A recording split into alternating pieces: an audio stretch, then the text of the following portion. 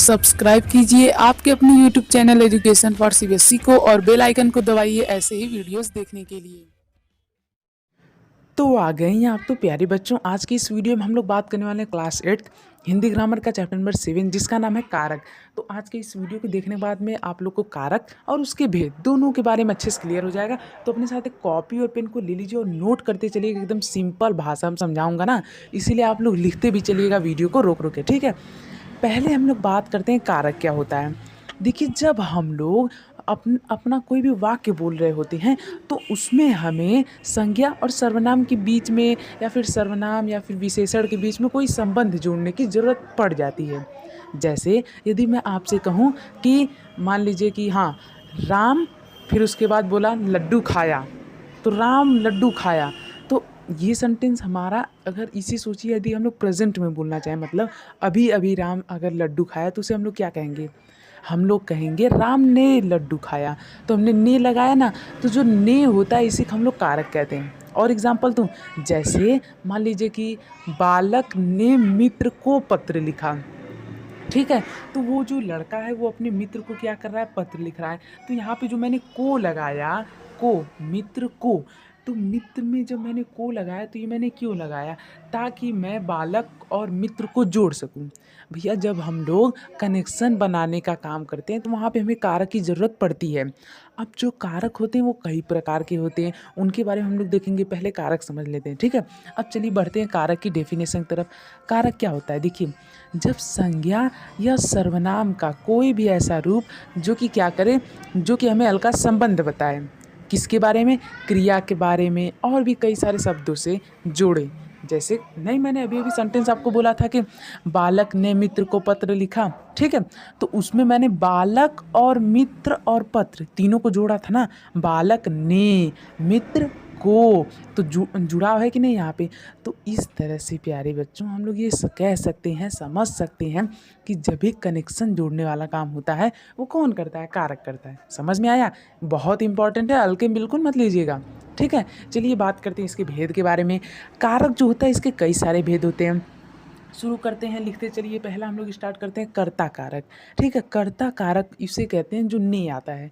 ने जो होता है, सिर्फ ने यार, जो ने होता है इसे हम लोग कर्ता कारक कहते हैं, ठीक है।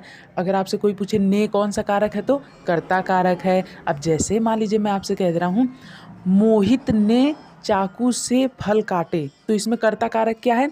ने है, ठीक है। तो कर्ता कारक हमेशा ने होता है, कर्म कारक हमेशा को होता है। रुकिए, अभी मैं आपको एक अलग ही मतलब दूसरी स्क्रीन पे लेके चलता हूँ।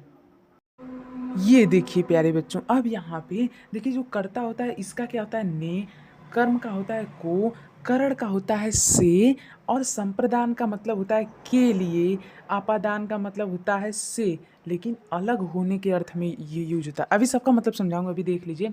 संबंध का मतलब होता है का, की, अधिकरण का मतलब में पर, संबोधन में आते हैं हे अरे। अब आप लोग सोच रहे होंगे यार ये सब क्या है? पेशेंस रखिए, सब समझाऊंगा। देखिए, यहाँ पे हमने अभी देखा कारक के बारे में। कारक क्या करते हैं? जोड़ने का काम करते हैं। हमारे वाक्य में अलग अलग चीज़ें जो होती हैं उन्हें क्या करते हैं? जोड़ने का काम करते हैं।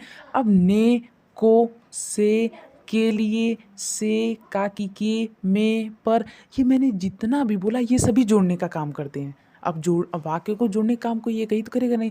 तो इसीलिए प्यारे बच्चों इन सभी का अपना अपना रोल होता है और इन सभी को अलग अलग नाम दे दिए गए हैं। जैसे आपकी क्लास में कितने बच्चे हैं? बहुत सारे बच्चे हैं, तो हर बच्चे का अलग अलग नाम होता है। उसी प्रकार से यहाँ पे भी अलग अलग जो कारक होते हैं इनका अलग अलग नाम दिया गया, ठीक है। जैसे कर्ता कारक का नाम ने है, कर्म कारक का नाम को है, करण कारक का नाम से है, ठीक है। अब आप लोग कहेंगे इसे याद कैसे करें? ट्रिक है ना, ये देखिए। आप लोगों को लगेगा जैसे कोई सेंटेंस है। देखिए, कर्ता ने कर्म को करण से संप्रदान के लिए अपादान से अलग होने के अर्थ में, जब इसे आप लोग एक बार टोन में पढ़ेंगे तो आप लोग समझ में आएगा, ठीक है। संबंध का काकी के, अधिकरण में पर, संबोधन हे अरे, ठीक है। इसे थोड़ा अलग रख के याद कीजिएगा। इसे एक सेंटेंस की तरह आप लोग पूरा याद कर सकते हैं। जैसे कर्ता ने कर्म को करण से संप्रदान के लिए अपादान से अलग होने के अर्थ में। अब इसका क्या मतलब है? चलिए इसे देखते हैं। जैसे यहाँ पे आप लोगों ने एक चीज़ नोटिस किया होगा कि यार करण में भी से आ रहा है अपादान मतलब इससे आ रहा है। तो इन दोनों का यूज कैसे करना है, देखिए जब चीज़ें आपस में जुड़ी हुई हों, जैसे मैं कलम से लिखता हूँ, ठीक है, तो उस केस में हम लोग करण का यूज करेंगे, मतलब इस वाले से का, ठीक है। दोनों का मतलब एक ही है, मतलब वहाँ पे करण कारक होता है, ठीक है। करण कारक वहाँ पे होता है जब वहाँ पे क्या होता है, कोई अलगाव नहीं होता है, जब चीज़ें कांटेक्ट में रहती हैं। लेकिन अपादान कारक वहाँ पे होता है जहाँ पे अलग होने का अर्थ है। जैसे ये मान लीजिए कोई एक पेड़ है, ठीक है, जैसे पेड़ से पत्ता गिरा, ठीक है, तो जो हमारा पेड़ है इससे पत्ता गिर रहा है, पत्ता अलग हो गया, ठीक है, पत्ता अलग हुआ, तो यहाँ पे कौन सा कारक हुआ, यहाँ पे हमारा अपादान कारक हुआ। समझ में आया ना।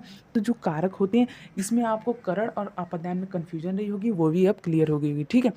ध्यान रहे, अपादान मतलब अलग हो रहा है, करण मतलब जब चीज़ें कांटेक्ट में हो, ठीक है।